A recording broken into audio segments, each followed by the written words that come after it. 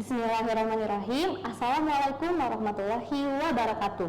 Alhamdulillahirabbil alamin. Wassalatu wassalamu ala asyrofil anbiya'i wal mursalin wa ala alihi wa sahbihi ajmain, amma ba'du. Selamat sore pemirsa Alsen TV. Selamat datang kembali di tayangan Alsen TV spesial Ramadan dengan tema Qiyam Ramadan bertabur makna.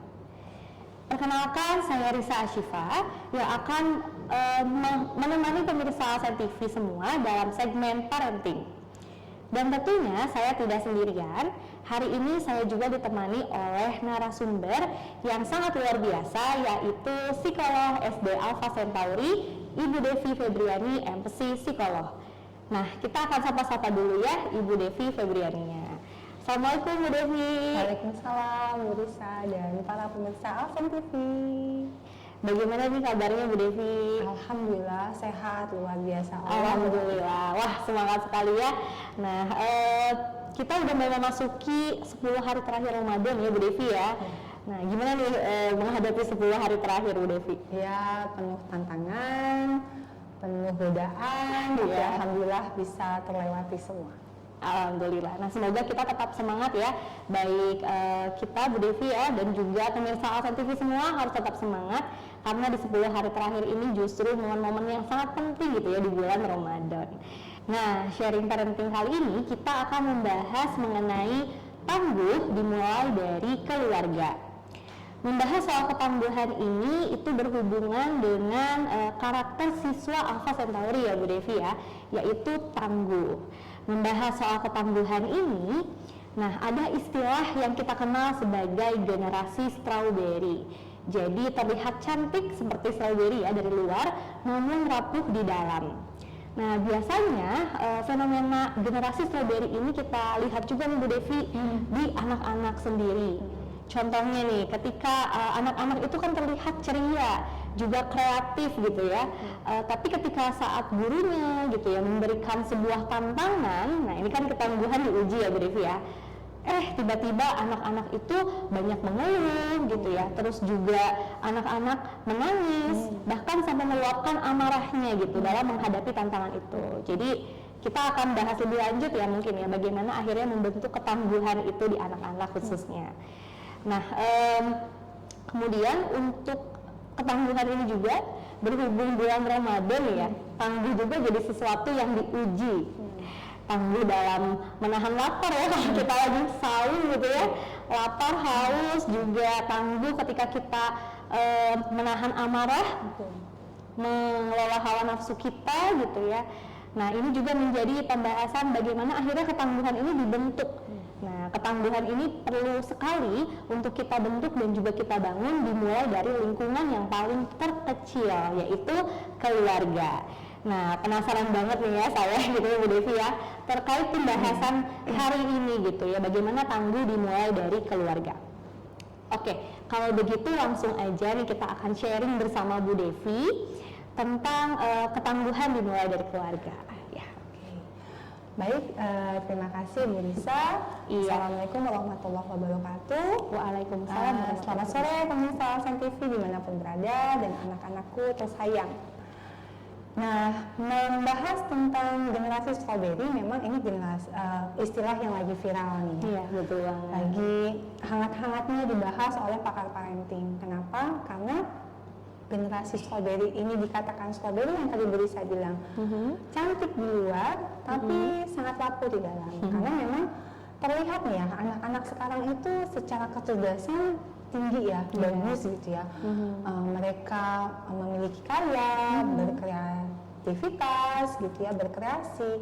Namun ketika berada pada satu tantangan atau kesulitan itu menjadi mereka jadi tidak termotivasi gitu ya. Tadi kata Bu Risa mengeluh, malah ada sampai menangis, tantrum gitu ya. Nah, ini fenomena yang sering sekali kita temui gitu ya di keluarga kita atau mungkin di lingkungan terdekat kita. Nah, tangguh tadi Bu Risa bilang bahwa ini hal yang sangat penting ya, yang memang ada juga di 7 karakter SD Alpha Centauri. Nah, kalau kita ingin tahu nih ya, kita perlu tahu dulu definisi ketangguhan itu apa, atau biasa disebut dengan resiliensi ya, bahwa ketangguhan atau resiliensi itu adalah proses dalam diri kita sebagai manusia bagaimana melalui tantangan dan kesulitan dan mengarahkan hidup kita lebih berdaya gitu ya.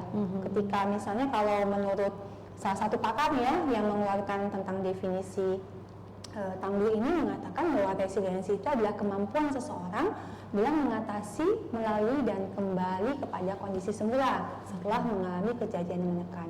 Jadi memang pada saat tantangan itu dihadapi oleh seorang manusia, seorang anak gitu, itu akan menjadi sesuatu yang sulit gitu buat hidup mereka gitu ya. Nah, kita bayangkan ya anak-anak di zaman sekarang ya, bagaimana tantangan kehidupan mereka ya, apalagi setelah pandemi.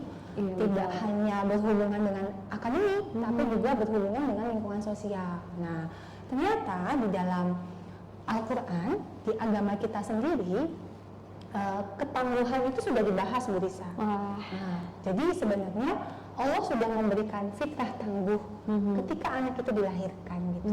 Contohnya gini, pada saat anak belajar tengkurap, nah itu kan atas usaha mereka ya, mereka harus mengangkat kepala gitu ya, mereka menangis, kesulitan gitu. Atau ketika mereka berjalan, mereka nggak akan kapok untuk berjalan ketika mereka sudah terjatuh sekalipun.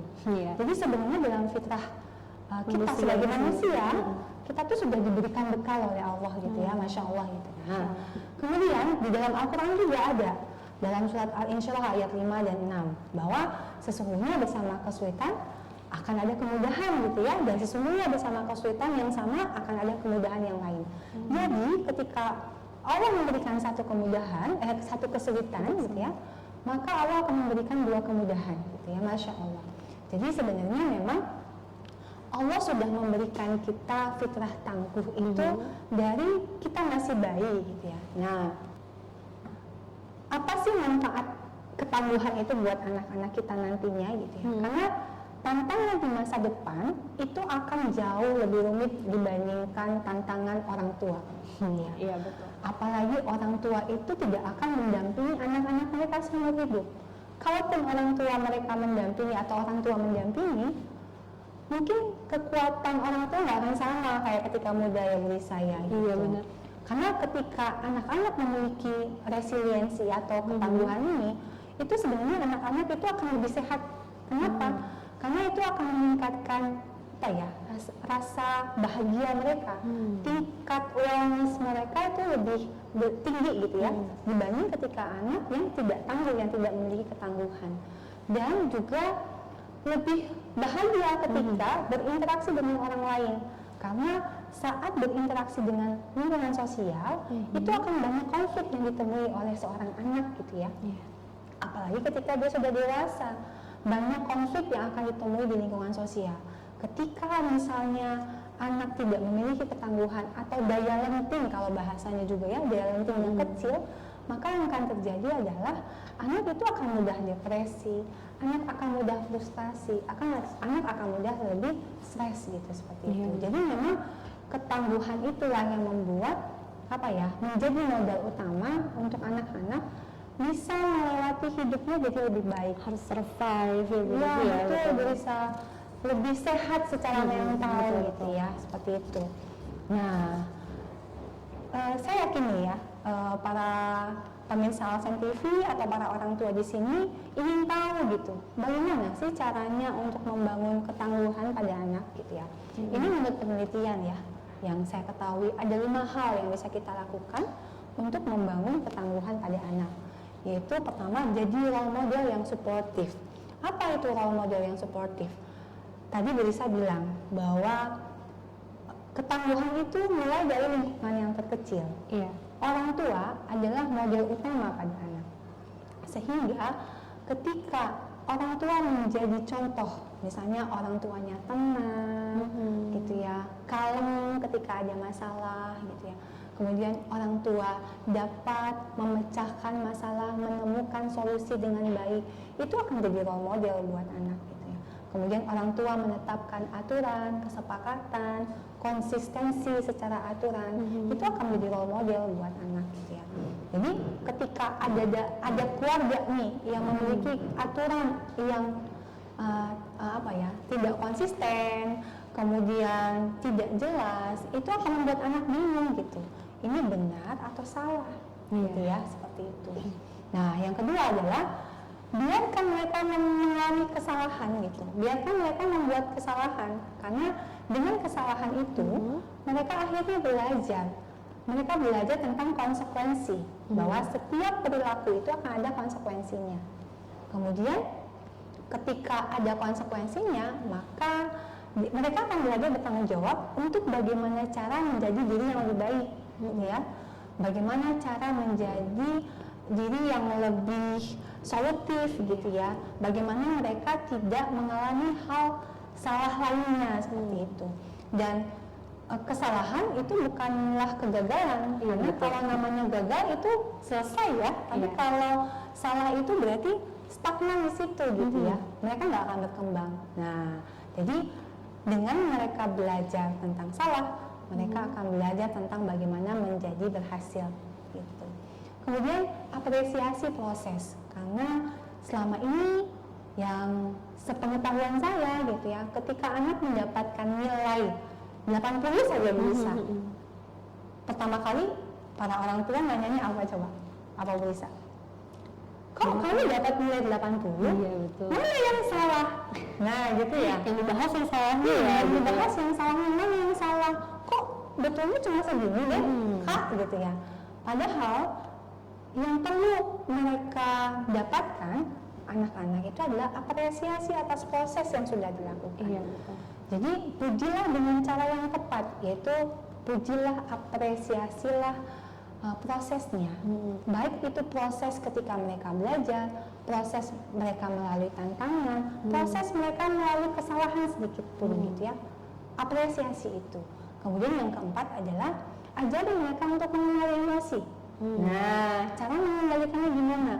Ketika misalnya ya mereka marah nih dapat nilai 80, aku nggak mau nilai 80, tapi mereka marah kemana-mana, nyalahin adiknya yang ganggu saat belajar lah, nyalahin ibunya lah gitu. Nah, berikan batasan kepada anak, ketika kamu marah, it's okay, kamu boleh marah, kamu boleh sedih, kamu boleh kecewa, rasa itu boleh ada gitu ya. Tapi batasi perilakunya. Kalau itu sudah perilaku yang tidak baik, misalnya mereka akhirnya menyalahkan orang lain gitu ya. Nah, ajarkan mereka untuk mengelola perilakunya. Kemudian ajarin mereka untuk memecahkan masalah. Stepnya apa saja, ketika misalnya mereka mengalami kesulitan atau mendapatkan nilai yang menurut mereka tidak sesuai gitu ya. Apa nih yang harus dilakukan untuk esok harinya ketika kita ada ulangan, kita harus apa nih sebelumnya gitu. Dan kemarin kita ngapain? Kira-kira yang membuat nilai kita menjadi 80 itu apa? Nah, ajarin mereka step-stepnya sehingga anak terbiasa untuk mencari solusi. Begitu. Wah, iya benar banget Ibu Devi. Jadi memang terkadang ya tantangan yang ada itu ataupun kesulitan yang dihadapi anak-anak itu, kalau sebagai orang tua jadi ngerasa ingin ngebantuin gitu ya, atau mungkin merasanya nggak tega gitu ya Bu ya gitu ya. Betul. Karena padahal nanti itu yang akan membentuk ketangguhan anak ya gitu ya. Iya betul Bu Risa. Generasi strawberry itu terbentuk memang karena anak tidak diajarkan untuk mengalami kesalahan. Iya. Nah, karena banyak, mungkin saya sendiri juga sebagai orang tua, kadang suka terluka gitu. Iya benar. Merasa terluka bahwa dirinya yang salah ketika anak melakukan kesalahan itu. Gitu. Misalnya anak terlambat atau anak ditegur guru gitu ya. Terus kita merasa berdosa gitu ya, merasa gitu yang kecewa gitu ya, nggak bisa ditegur gitu. Sehingga kita berusaha untuk melindungi anak kita, tidak membiarkan proses itu terjadi pada mereka, sehingga ketika pun mereka melakukan kesalahan, mereka nggak ngerti gitu Bu Risa. aku tuh tadi tuh melakukan apa ya, gitu ya.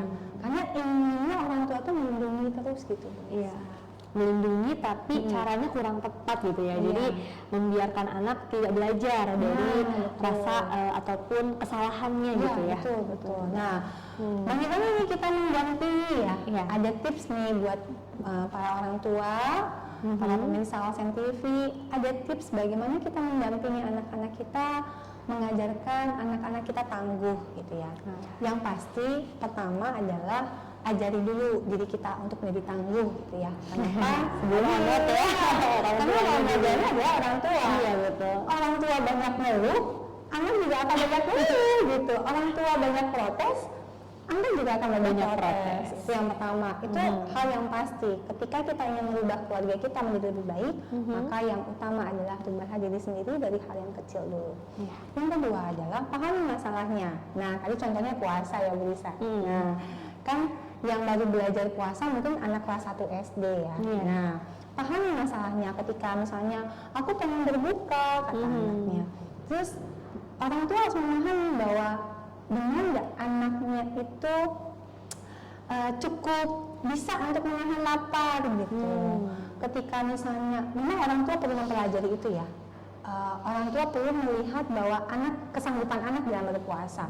Ketika misalnya kayaknya anaknya sanggup nih, udah jam 12 masih kuat lari misalnya, masih kuat ngomong banyak gitu. Tapi ketika tiba-tiba aku mau makan bunda, mau buka aja, mau puasa setengah hari gitu ya. Nah, kita bisa nih memahami masalahnya bukan karena dia lapar gitu. Tapi memang mungkin saja mereka belum terbiasa gitu ya untuk berpuasa. Nah, kemudian pikirkan alternatif solusinya. Misalnya, Dek jangan lari-larian. Kalau adik lari nanti adik haus gitu ya. Yuk adik tidur siang aja pulang sekolah. Karena kan kalau di SD Alpha Centauri itu kalau sekolah kan pulangnya jam 1 ya, jam setengah 1 gitu ya. Khusus Ramadan lagi ya, khusus Ramadan gitu ya. Jadi bisa mengajarkan anak untuk mencari alternatif beristirahat gitu ya. Terus kemudian beri penguatan ketika dia bilang, tapi aku nggak bisa bunda. Enggak, bunda tahu adik kuat, kan? Ini adik bisa berdiri, adik bisa berlari, berarti Allah tuh udah ngasih kekuatan buat adik puasa hari ini. Jadi berikan penguatan-penguatan dan bersama-sama untuk memberikan motivasi kepada anak bahwa dia kuat. Kemudian terus berusaha. Yang ketiga terus berusaha. Kalau misalnya belum berhasil, ya nggak ada masalah gitu. Ketika misalnya dia akhirnya berbuka di jam 5 sore gitu, kan bisa banget ya, sejam lagi berbuka gitu, ya nggak apa-apa gitu. Nah, ajarkan anak untuk belajar, kan yang tadi ya, biarkan mereka merasakan hal yang salah tadi gitu. Terus ajarkan stepnya untuk tidak melakukan kesalahan yang sama. Dengan misalnya coba deh sejam lagi, kan adik tuh bisa menahan. Kalau adik misalnya duduk manis, baca buku, nggak lari-larian. Nah, coba besok hari apa nih yang bisa dilakukan untuk adik bisa kuat puasa. Karena gini Bu Risa, orang tua sekarang ya kadang-kadang termasuk saya ya, banyak nasihat Bu Risa. Nah, banyak nasihat, banyak masukan gitu, tidak banyak bertanya. Nah, padahal sebenarnya bertanya itu adalah cara yang pas, walaupun anak kelas 1 SD gitu ya, untuk mengolah problem solving tadi, untuk menganalisa. Mereka belajar untuk menalar sendiri. Jadi ketika mereka kita tanya, coba dek tadi adik ngapain aja, kok bisa adik capek sih gitu ya. Aku lari-larian misalnya, tapi kan jawaban seperti itu tidak semudah yang saya ceritakan ya. Nah, kadang-kadang orang tua tuh nggak sabar menunggu jawaban anak gitu. Padahal anak juga punya kapasitasnya untuk berpikir gitu ya. Jadi pada saat mengajak anak untuk ngobrol, berdialog, ditanya gitu ya, itu sisihkan waktu gitu. Di saat memang orang tua fokus pada anak, fokus untuk mendengarkan, sehingga anak juga paham bahwa oh iya, aku tadi capek karena lari-larian misalnya, atau aku lihat iklan TV di sini sirup semua bunda gitu ya. Intinya adalah apa ya, kalau kata guru saya adalah guru saya bilang gini, merayakan kegagalan itu sama seperti merayakan keberhasilan. Merayakan kegagalan, unik juga ya. Ketika anak melakukan kesalahan, gagal itu kan bukan berarti tidak bisa diperbaiki ya. Iya betul. Konsep gagal itu ya gitu. Ketika anak melakukan kesalahan, itu adalah sesuatu hal yang peluang buat anak untuk mempelajari sesuatu hal yang belajar ya. Jadi ketika anak berhasil dan ketika anak melakukan kesalahan, itu rayakan. Oke, tidak apa-apa nak gitu ya. Hari ini kamu melakukan kesalahan ini, tapi kamu sudah berusaha misalnya. Nah, intinya adalah kita perlu banyak berikhtiar gitu ya, dan selalu serahkan hasil kepada Allah, karena memang generasi tangguh itu memang berasal dari pengasuhan si Bu Risa, dan kelekatan, kasih sayang gitu ya, yang kita berikan kepada anak-anak kita, kasih sayang yang memang memberdayakan anak-anak, bukan kasih sayang yang memanjakan gitu. Dan ketika kita mau menerapkan suatu aturan, jangan hanya tegas tapi tanpa makna gitu. Nah, tegas dan ada makna dan ada kasih sayangnya gitu, sesuai dengan proporsinya ya. Jadi tegas itu memang pas gitu ya konteksnya untuk apa, kita juga memberikan kasih sayang untuk apa. Jadi anak pun akan merasa tidak dihakimi gitu ya Bu ya. Soalnya kan kayak ini mama tuh ngomel aja gitu ya. Katanya udah babel, tapi kan ngomel gitu ya. Ketika ibu-ibu ngomel, itu anak-anak nggak ngerasa disayangi. Iya. Walaupun ibu-ibu orang tua ngomong gini, aku tuh peduli sama kamu gitu. Tapi karena bawaannya ngomel, nadanya tinggi, anak nggak ngerasa bahwa itu adalah bentuk kepedulian. Rasa pedulinya itu, jadi peduli gitu. Tegas itu tegas yang perlu kasih sayang gitu. Seperti itu. Wah, Masya Allah ya. Bisa dicoba nih pemirsa Asen TV untuk tips-tipsnya tadi ya gitu. Dan tentunya yang tadi ya kita akhir dari Bu Devi sampaikan itu bahwa hati anak itu kan yang menggenggam itu Allah ya Bu Devi ya. Jadi memang selain tadi kita melakukan ikhtiar-ikhtiar berupa pengasuhan gitu ya, doa dari orang tua juga menjadi salah satu hal yang penting ya Bu Devi ya gitu ya. Untuk kita terus pantunkan gitu ya, doa-doa untuk anak ini gitu ya. Oke, nah baik pemirsa Asen TV, mungkin kita bisa langsung ke Q&A ya mungkin Bu Devi ya. Boleh. Oke, nah jadi sebelumnya sudah masuk pertanyaan-pertanyaan melalui Instagram SD Alpha Centauri nih Bu Devi, dari beberapa followers mungkin ya. Nah bagi pemirsa Asen TV yang belum follow IG SD Alpha juga boleh nih ya, follow di @sdalphacentauri_official. Nah kita langsung ke pertanyaan yang pertama ya Bu Devi ya. Pertanyaan yang pertama adalah Assalamualaikum Ibu, langkah pertama apa yang dilakukan agar kita menjadi tangguh? Nah mungkin ini dari Ibu yang bertanya merasa tadi ya sebelum membentuk anak yang tangguh kita juga harus tangguh ya Bu Devi ya. Jadi mungkin langkah pertama apa sih untuk menjadi tangguh itu gitu? Oke. Yang perlu disadari untuk menjadi tangguh itu adalah kita perlu mengenali diri kita. Karena tadi kan tipsnya adalah faktor pembentuk atau membangun resiliensi itu adalah memahami masalah. Dengan cara apa? Orang tua perlu mengenali dirinya sendiri gitu ya, mengenali kekuatan dirinya, hambatan dirinya dalam pengasuhan gitu ya. Karena jika kita tidak mengenali diri kita, maka kita tidak sadar bagaimana caranya kita akan menjadi role model untuk anak-anak kita. Nah, anak-anak itu adalah cerminan ya, representatif orang tua gitu ya. Jadi ketika misalnya kita sudah mengenali diri kita, maka anak pun akan belajar untuk mengenali dirinya juga. Kita juga akhirnya akan bisa menuntun anak untuk memahami masalahnya gitu.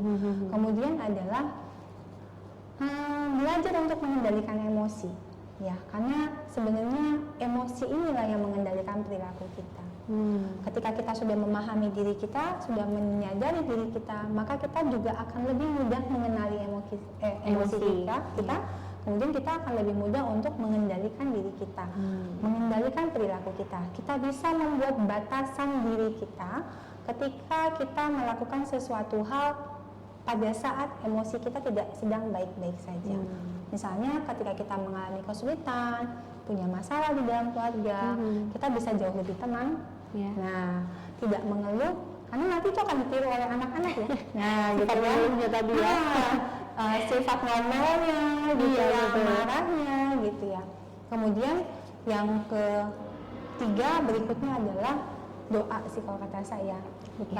Berpasrah diri kepada Allah gitu ya, tawakal gitu ya. Intinya kita menyadari bahwa diri kita lemah, maka tempat kita bergantung adalah Allah gitu. Dan jangan lupa doa ya.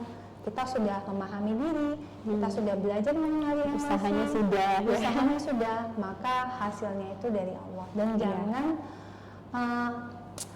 menganggap apa yang sudah kita lakukan, ikhtiar yang kita lakukan itu adalah suatu bentuk usaha yang sia-sia. Kadang-kadang ketika kita baik hari ini misalnya, kita bisa berikhtiar lebih baik hari ini, besoknya lupa nih ya, gitu. Kita marahin anak, kita ngomel lagi gitu. Jangan menganggap itu adalah suatu kegagalan atau kesalahan yang tidak bisa diubah gitu ya, diperbaiki gitu. Tapi anggap bahwa kita bisa belajar dari situ. Dan anak akhirnya akan mempelajari juga bahwa ketika ibuku melakukan kesalahan, dia memperbaiki diri loh. Dia berbuat lebih baik seperti itu. Intinya tetap berproses ya Bu ya. Karena kan tangguh itu pasti naik turun ya. Tapi di situ naik turunnya jadi diuji gitu ketangguhannya. Karena kita di fase turun itu bisa tetap terus memperbaiki diri kita gitu, mengenal lebih dalam diri kita lagi, doanya dikencengin lagi. Dan ketika naik itu apakah masih tetap gitu ya kita bisa terus mengevaluasi diri gitu ya. Kalau di posisi naik itu kan kita seakan-akan merasa sudah hebat gitu ya dan lain-lain. Ada satu surat yang sangat relate dengan pertanyaan ini, bahwa Allah akan mengubah hambanya sesuai dengan prasangkanya gitu ya. Jadi Allah tidak akan merubah gitu ya sesuatu kaum, berarti anggaplah kita gitu ya, kalau kita tidak berprasangka baik juga kepada Allah. Nah, ketika kita berprasangka baik kepada Allah, itu otomatis itu kita akan berprasangka baik pada diri kita. Ketika kita mengenal Sang Pencipta, maka kita juga mengenal diri kita lebih baik, seperti itu. Iya, Masya Allah ya. Baik, itu untuk jawaban dari pertanyaan yang pertama ya. Nah, semoga pemirsa Alsen TV yang punya pertanyaan yang sama juga jadi terjawab ya. Pemirsa Alsen TV, kita lanjutkan ke pertanyaan yang kedua.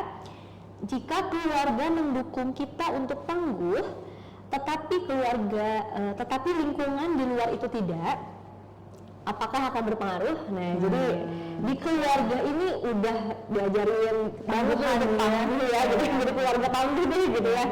Tapi pas sampai di sosialnya gitu ya, di lingkungannya, ternyata mempengaruhi mungkin ya gitu, ketangguhan itu sendiri. Nah, apakah itu akan berpengaruh gitu? Baik. Ketika kita berasal dari keluarga yang memang mengajarkan arti ketangguhan, sudah menjadi orang tua, sudah menjadi role model yang suportif gitu ya. Kemudian anak misalnya ya, anggaplah anak ini sudah belajar banyak hal dari kesalahannya, dan dia memiliki sudah bisa mengapresiasi apa yang sudah dia lakukan, baik itu berhasil ataupun gagal gitu apa yang dia lakukan. Ketika dia berada di lingkungan luar, itu mungkin pengaruhnya sangat sedikit, Bu Risa. Gitu. Kenapa? Karena ketika dia berada di luar, dia akan mengaplikasikan apa yang sudah diajarkan di dalam. Ya. Ketika misalnya mereka sudah diajarkan bagaimana mengenali emosi, diajarkan bagaimana mengendalikannya, gitu ya, diajarkan bagaimana berperilaku yang tepat di lingkungan sosial. Anak ini ketika di luar pun dia akan menjadi tangguh gitu. Ya, kalaupun akan mempengaruhi ya mungkin ya, tapi itu tidak akan menggoyang ketangguhan si anak. Jadi saya selalu mengatakan kepada orang tua, jangan takut ketika anak kita berada dalam lingkungan yang buruk. Ketika kita sudah mengajarkan banyak hal pada anak sesuai dengan cara yang tepat ya, dan anak sudah terpenuhi rasa kasih sayangnya, yakinlah di luar mereka akan jauh lebih kuat dibanding apa yang kita kira, gitu ya. Jadi jangan khawatir ketika kita sudah membekali, ibaratnya kita sudah membekali senjata yang banyak gitu ya pada anak kita, sudah mengajarkan bagaimana cara salah itu seperti apa yang harus dilakukan, kemudian mengajari mereka memecahkan masalah, itu pun mereka akan praktekkan di lingkungan luar seperti itu. Jadi ketika misalnya ada yang masih terpengaruh, berarti belum tangguh nih di dalam. Ada yang salah gitu ya. Ada yang miss nih, ada yang tidak salah tapi ada yang miss nih, ada yang lupa nih orang tua mengajarkan sesuatu gitu. Jadi ibaratnya itu anak keluar itu seperti mau ujian gitu. Ujian menghadapi kesulitan dan tantangan yang lebih besar lagi. Gitu ya. Seperti itu. Iya betul, karena kan yang penting itu memang tadi ya, berarti kuat di dalamnya dulu gitu. Ketika memang ke lingkungan luar tuh memang jadi ujian ya. Iya betul. Untuk ujian ketangguhannya itu. Karena kalaupun anak terus terjaga, nah itu juga nggak akan terus terbentuk ya ketangguhannya itu sendiri. Karena fitrahnya terjaga. Dan selalu sertakan bahwa value tentang bagaimana Allah itu membantu kita, bagaimana kita harus bergantung pada Allah gitu ya, serahkan semua hasilnya pada Allah, kita hanya berikhtiar, berusaha dengan sebaik mungkin gitu. Value itu yang mungkin kita perlu tanamkan pada anak-anak kita, sehingga anak-anak kita nggak mudah frustasi, nggak mudah depresi, ya nggak mudah stres gitu ya, gitu. Ketika menghadapi tantangan yang mereka tidak bisa bayangkan gitu ya. Oh saya nggak membayangin saya menghadapi ini gitu ya, karena pasti tantangan itu selalu baru Bu Risa. Iya gitu ya. Ini boleh nggak Bu Devi sedikit ya, ini agak menarik nih tadi dari pembahasannya Bu Devi. Tadi ya dari perasaan gitu ya, ketika kita menghadapi kesulitan dan juga berhasil gitu. Nah mungkin ada nih Bu Devi kayak perasaan, wah kita tuh mampu nih gitu ya melakukan ini sehingga berhasil dan akhirnya bisa melewati ini tuh sendirian. Tapi tadi gitu kita lupa melibatkan Allah gitu ya Bu Devi ya gitu. Jadi seolah-olah apa yang kita capai itu adalah dari hasil pencapaian kita. Nah mungkin ketika gagal itu bakal dalam banget. Nah jadi value yang tadi Bu Devi bilang ya gitu, bahwa kita tuh nggak sendiri ya gitu ya, kita tuh bisa menghadapi apapun gitu, kita bisa berhasil itu ya memang karena bukan usaha sendiri saja gitu ya, tapi memang melibatkan dari Allah itu sendiri gitu ya Bu Devi ya. Karena melibatkan campur tangan Allah ya gitu. Ketika kita boleh mengapresiasi diri kita Bu Risa, namanya juga kita manusia, kita perlu mengapresiasi bahwa saya berhasil dan saya belajar dari keberhasilan itu. Sama sepertinya kita belajar dari kesalahan gitu. Tapi jangan lupa gitu ya, apapun itu yang kita capai itu pasti hasilnya karena Allah yang membuat itu terjadi. Jadi lebih tenang mungkin ya. Betul. Oke, wah itu tadi untuk pertanyaan yang kedua. Nah mungkin kita batasi saja sampai 3 pertanyaan ya Bu Devi ya. Ini untuk pertanyaan yang terakhir. Seberapa penting orang tua perlu melatih ketangguhan anak-anaknya? Nah tadi juga kan kita udah sempat bahas ya, bagaimana cara atau tips mungkin yang melatih ketangguhan anak. Nah tapi memang seberapa penting sih gitu ya? Kenapa penting gitu ya? Untuk melatih ketangguhan ini di anak-anak kita gitu ya. Kita kembalikan lagi dengan istilah generasi strawberry tadi. Nah, kenapa ketangguhan itu sangat penting? Kita sudah lihat fenomena sekarang gitu ya, bahwa banyak anak-anak, banyak kasus bunuh diri gitu ya yang kita lihat gitu ya, na'udzubillah min dzalik. Banyak kasus anak-anak yang melakukan percobaan untuk menyakiti diri sendiri gitu. Isu mental health kan sekarang ini banget ya. Iya, isu mental health itu pada anak-anak itu sangat remaja benar, lagi booming gitu ya. Ketika ada hal yang misalnya ada seorang anak yang temannya punya handphone, dia nggak punya handphone gitu ya, akhirnya dia melakukan sesuatu hal yang tidak baik untuk dirinya sendiri gitu ya. Jadi memang ketangguhan ini sangat penting kalau menurut saya gitu ya, karena ketika ketangguhan itu ada pada anak-anak kita, anak-anak kita akan menjalani kehidupannya dengan lebih optimis dan positif, gitu ya. Mereka akan melihat peluang di dalam kesulitan-kesulitan yang akan mereka hadapi. Mereka akan menjadi lebih sehat, Bu Risa. Tidak hanya sehat mental, tapi sehat fisik. Kenapa? Karena bahagia. Karena kalau dalam masa pandemi, bahagia itu adalah imun yang dicari ya. Nah, biar imunnya tinggi harus bahagia gitu ya. Karena tingkat kebahagiaan seorang anak yang tangguh, yang memiliki resiliensi tinggi itu tingkat kebahagiaannya tinggi. Nah, gitu ya. Jadi kita ingin meninggalkan anak-anak yang kuat atau anak-anak yang lemah. Nah, karena yang tadi saya bilang bahwa kita nggak akan selamanya ada di samping anak-anak. Kemudian ketika pun kita sampai tua di samping anak-anak, kita nggak akan sekuat sekarang gitu untuk mendampingi anak-anak. Dan Allah juga menyuruh ya, janganlah meninggalkan generasi yang lemah di belakangnya gitu ya, anak-anak yang lemah di belakangnya. Jadi itu sudah perintah Allah sendiri ya, untuk tidak meninggalkan generasi yang lemah. Gitu ya. Jadi sangat tepat ya, Alpha Centauri itu punya karakter ini gitu. Karena tangguh itu membuat anak tangguh itu tidak setahun 2 tahun, tapi itu proses berkelanjutan gitu. Karena di setiap usianya mereka akan mengalami kesulitan yang berbeda dan levelnya juga meningkat gitu ya, seperti itu. Jadi sangat penting sebenarnya untuk mengajarkan ketangguhan sedari dini. Iya. Nah, jadi kalau ditanya seberapa penting banget gitu ya jawabannya. Penting banget karena udah langsung Allah juga yang memerintahkan ya untuk kita membentuk generasi yang kuat gitu ya. Karena kalau misalnya generasi ke depannya itu nggak kuat gitu ya, bagaimana nanti ya nasib kita yang sudah mulai melemah ya Bu Devi ya gitu. Nah, mungkin itu tadi pertanyaan terakhir ya Bu Devi ya. Wah, Masya Allah, Alhamdulillahirrahmanirrahim, barakallah Bu Devi ya sudah menyampaikan ilmunya yang begitu luar biasa. Dan ini kita simak juga sambil menunggu waktu berbuka kan ya. Jadi semoga waktu yang kita gunakan sembari menonton tayangan Alsen TV ini juga menjadi berkah. Ya, baik pemirsa Alsen TV, tidak terasa kita sudah sampai di penghujung acara. Terima kasih banyak saya ucapkan untuk Bu Devi ya, sekali lagi gitu ya, atas ilmunya juga waktunya. Dan juga terima kasih kepada pemirsa Alsen TV semua yang sudah setia menonton tayangan Alsen TV dari awal pertama Ramadan hingga tak terasa ya sekarang sudah mendekati 10 hari terakhir. Nah, tetap tonton juga ya tayangan-tayangan selanjutnya itu nanti sampai di hari terakhir di bulan Ramadan. Nah, jangan lupa juga untuk like, comment, dan juga share video ini dan juga subscribe channel Alsen TV agar konten Alsen TV dapat tersebar ke banyak orang dan bisa menebar manfaat ke banyak orang.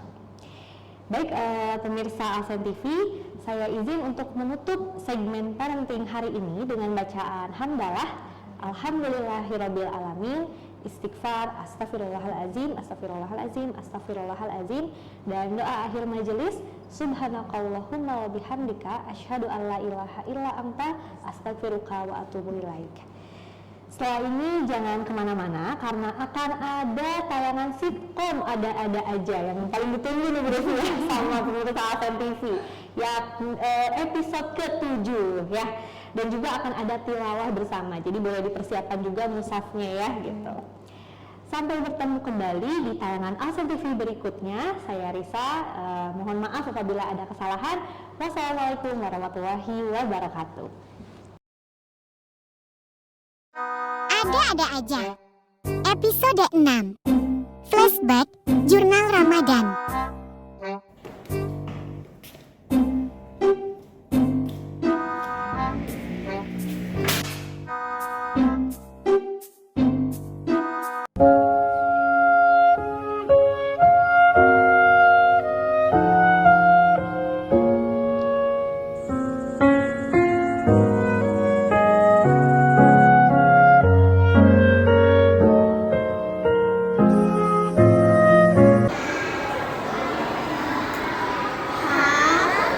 Allahu Akbar.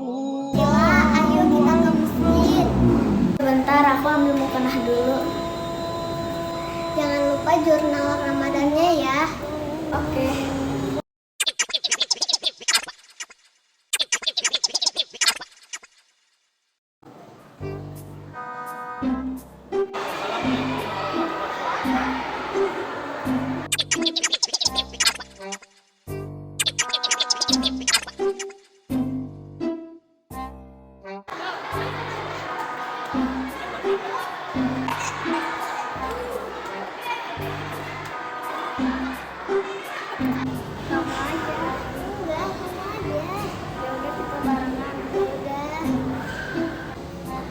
Yes.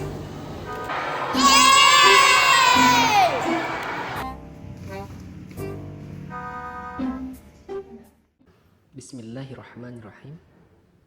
Assalamualaikum warahmatullahi wabarakatuh. Alhamdulillah. Alhamdulillahi wa kafa wa usallimu ala sayyidina Muhammadil Mustafa wa ala alihi wa ashabihi ahli sidqi wal wafa amma ba'd. Pemirsa Arsen TV rahimakumullah. Tidak terasa 10 hari terakhir bulan Ramadan telah tiba. Hari-hari terakhir Ramadan ini akan menjadi saksi mengenai apa yang kita lakukan. Apa kita mampu mengisinya dengan berbagai kebaikan, ataukah kita termasuk mereka yang lalai, yang lengah dan teledor. Inilah saatnya kita berburu pahala. Inilah saatnya kita berburu ridho Allah. Inilah saatnya kita menuju kemenangan. Dan inilah saatnya kita menuju hari yang fitri. Betapa banyak orang yang ingin menyambut kedatangannya, tapi jatah hidupnya telah habis. Betapa banyak orang yang berharap untuk bertemu dengannya dan memperoleh barokahnya, tapi ajal memutus harapannya.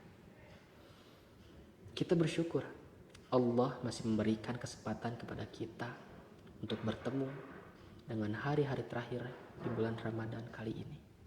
Semoga kita diberi kekuatan untuk memanfaatkannya sebaik mungkin dan mengisinya dengan berbagai ketaatan. Pemirsa Al-Sin TV rahimakumullah, jika telah memasuki 10 malam terakhir Ramadan, apa yang dilakukan Rasulullah SAW? Syaidah Aisyah radhiyallahu anha menceritakan, adalah Rasulullah apabila 10 malam terakhir Ramadan telah tiba, beliau menghidupkan malam dengan sholat dan berbagai ibadah, membangunkan keluarganya untuk sholat malam dan ibadah-ibadah yang lain. Bersungguh-sungguh dalam beribadah melebihi apa yang biasanya dilakukan dan tidak menggauli istri-istrinya. Hadis riwayat Al-Bukhari dan Muslim. Pemirsa Al-Sin TV rahimakumullah, 10 hari terakhir Ramadan adalah di antara waktu yang paling baik untuk berdoa. Di dalamnya terkumpul banyak sekali waktu-waktu yang mulia dan mustajabah, yaitu 10 malam terakhir Ramadan, di sepertiga malam terakhir, sesaat setelah azan dikumandangkan, waktu setelah sholat 5 waktu, dalam keadaan sujud, pada saat berkumpulnya umat Islam dalam majelis-majelis kebaikan, majelis-majelis zikir, dan majelis ilmu. Semua itu terkumpul dalam 10 hari terakhir Ramadan. Waktu-waktu tersebut kita manfaatkan untuk terus-menerus berdoa. Berdoa, ya, minta kebahagiaan dunia akhirat, memohon ampunan dosa, minta keberkahan rezeki, minta panjang umur dalam ketaatan, terhindar dari segala macam musibah dan wabah dan lain sebagainya. Rasulullah Shallallahu Alaihi Wasallam bersabda, doa salah seorang dari kalian akan dikabulkan selagi ia tidak tergesa-gesa untuk dikabulkan, dengan mengatakan, aku telah berdoa tapi belum juga dikabulkan. Hadis riwayat Al-Bukhari dan Muslim. Lebih-lebih lagi apabila doa itu dipanjatkan sembari melakukan itikaf di masjid pada 10 malam terakhir Ramadan. Rasulullah Shallallahu Alaihi Wasallam selalu merutinkan itikaf di masjidnya sampai beliau wafat. Pemirsa Al-Sin TV rahimakumullah, pada 10 malam terakhir ini kita juga dianjurkan berburu Lailatul Qadar, ya. Malam yang perbuatan baiknya di dalam Lailatul Qadar, ya, lebih utama daripada perbuatan baik selama 1000 bulan. Yang setara dengan hitungan masa, ya, 83 tahun 4 bulan. Allah memang merahasiakan kapan Lailatul Qadar itu terjadi. Akan tetapi Rasulullah memerintahkan kepada kita untuk memburunya pada 10 malam terakhir di bulan Ramadan. Dan kalau kita ingin memperoleh barokah Lailatul Qadar secara pasti, maka kita hidupkan seluruh malam pada bulan Ramadan dengan berbagai ibadah dan ketaatan. Ya, Rasulullah SAW juga bersabda, barang siapa yang menghidupkan malam Lailatul Qadar dengan sholat dan berbagai ibadah, ya, dengan dilandasi keimanan dan niat semata-mata mengharapkan ridha Allah, maka akan diampuni dosa-dosanya yang telah lalu. Hadis riwayat Al-Bukhari dan Muslim. Pemirsa Lasian TV, rahimakumullah, berbahagialah seorang muslim yang masih mendapati Ramadan, lalu dosa-dosanya diampuni oleh Allah karena berbagai kebaikan dan ketaatan yang ia lakukan selama Ramadan. Sebaliknya, sungguh merugi orang yang diberi kesempatan oleh Allah untuk memperbanyak ibadah di bulan Ramadan, namun kesempatan itu ia sia-siakan. Kesempatan emas itu tidak ia manfaatkan. Ya, maka dari itu kita perlu bermuhasabah, ya. Kita perlu bermuhasabah, ya. Mengoreksi diri kita sendiri sebagai bahan evaluasi, ya.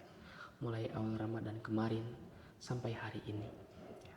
Apakah kualitas dan kuantitas ibadah kita sudah sesuai yang kita harapkan, ya.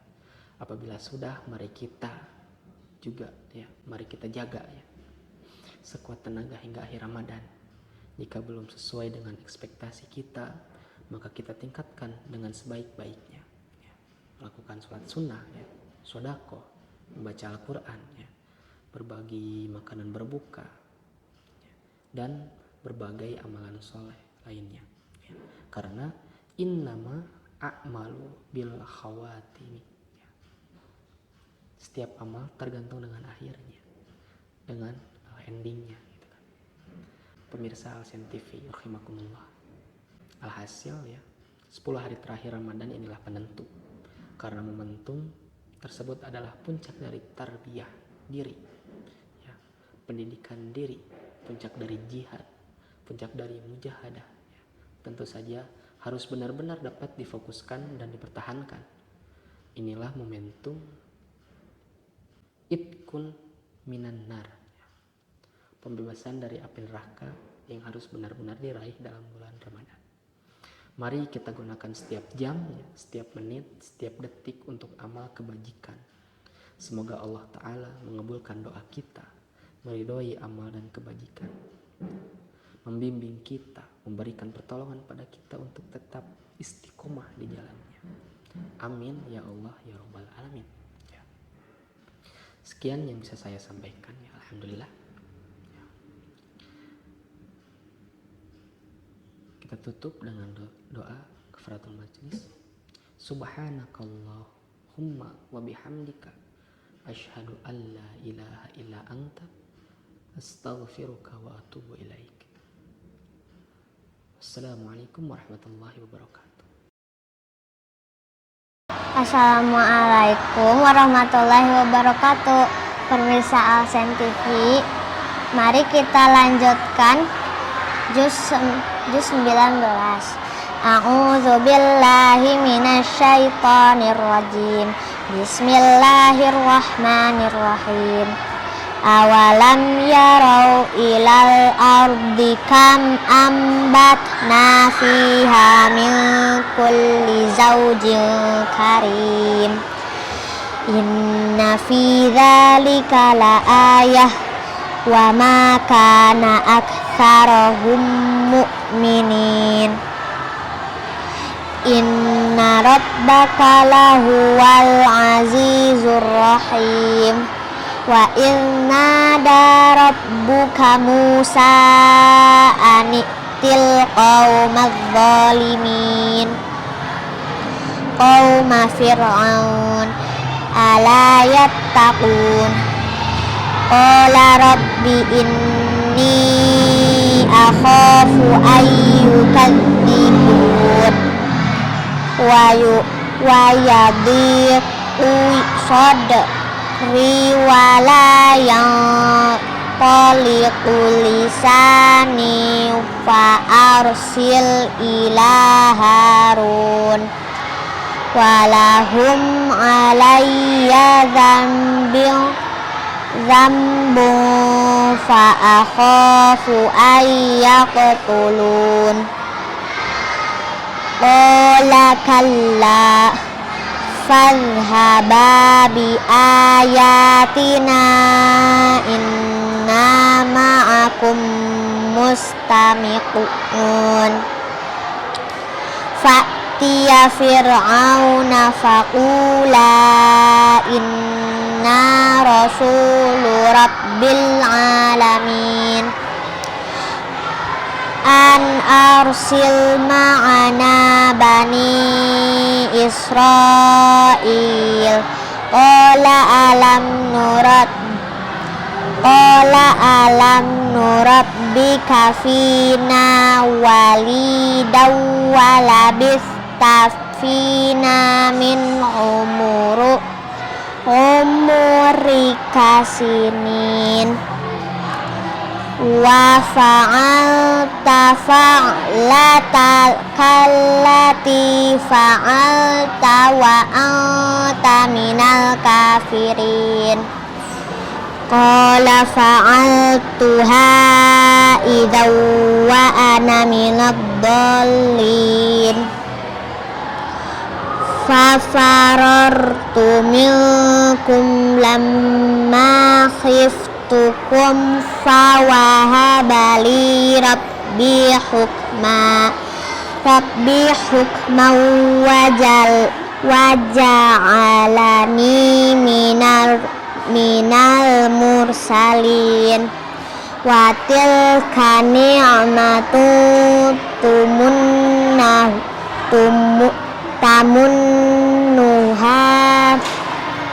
تمنها علي أن عبدت بني إسرائيل قال فرعون وما رب العالمين قال رب السماوات والأرض وما بينهما إن كنتم موقنين قال لمن حوله ألا تستمعون قال ربكم ورب آبائكم الأولين قال إن رسولكم الذي أرسل إليكم لمجنون قال رب المشرق والمغرب وما بينهما إن كنتم تعقلون قال لا إن اتخذت إلها غيري لأجعلنك من المسجونين قال أولو جئتك بشيء مبين قال فأت به إن كنت من الصادقين فألقى عصاه فإذا هي ثعبان مبين ونزع يده فإذا هي بيضاء للناظرين قال للملأ حوله إن هذا لساحر عليم يريد أن يخرجكم من أرضكم بسحره فماذا تأمرون قالوا arjih wa akhahu wa ba'as lil fil madaini hasirin ya'tuka bikulli saharin alim fajumi'as saharatu limiqati yaumin ma'lum wa qila linnasi hal antum mujtami'un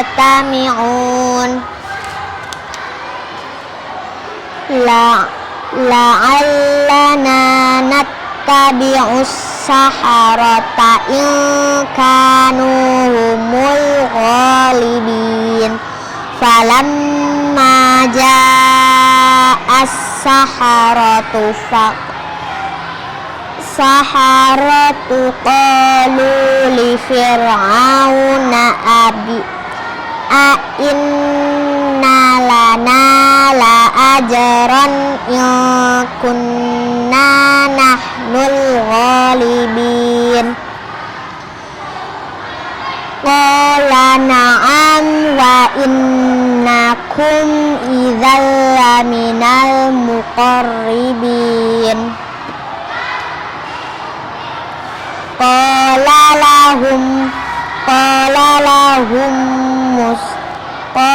lahum Musa alqu ma antum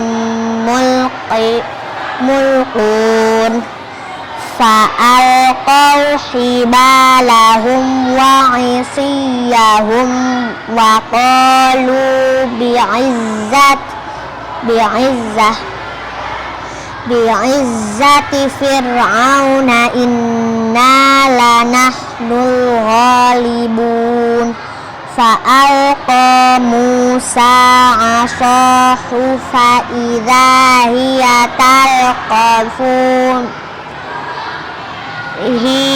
talqafu ma yafikun fa'ulqiyas saharatu sajidin qalu amanna bi rabbil alamin rabbi Musa wa Harun qala amantum lahu qabla an adhana lakum innahu lakabirukum alladhi 'allamakumus sihr fala sawfa ta'lamun la uqatti'anna aydiyakum wa arjulakum min khilafin wa usallibannakum ajma'in qalu la dar inna ila rabbina munqalibun inna natma'u ayyaghfira lana rabbuna khotoyana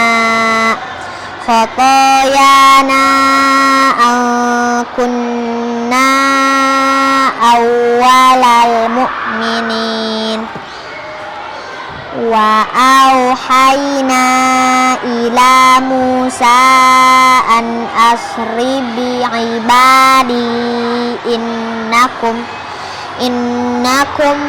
muttaba'un fa arsala fir'aunu fil madaini hasyirin inna haula'i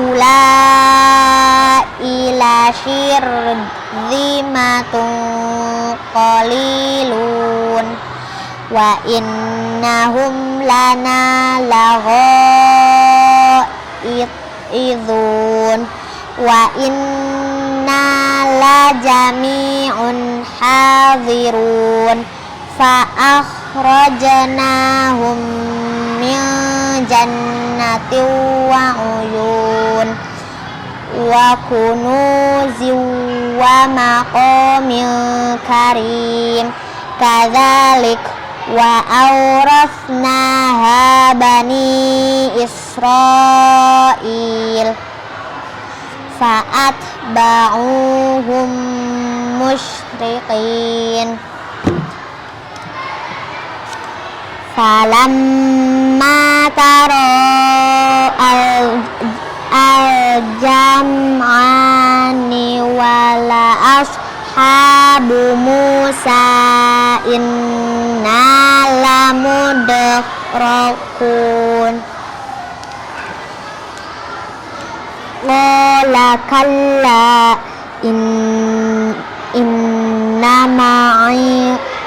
inna ma'iya rabbi sayahdin fa'auhayna ila Musa anidrab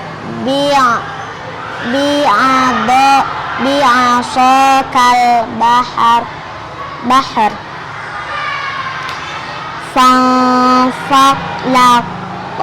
fanfalaq fakana kullu firqin kattawdil azim wa azlafna summal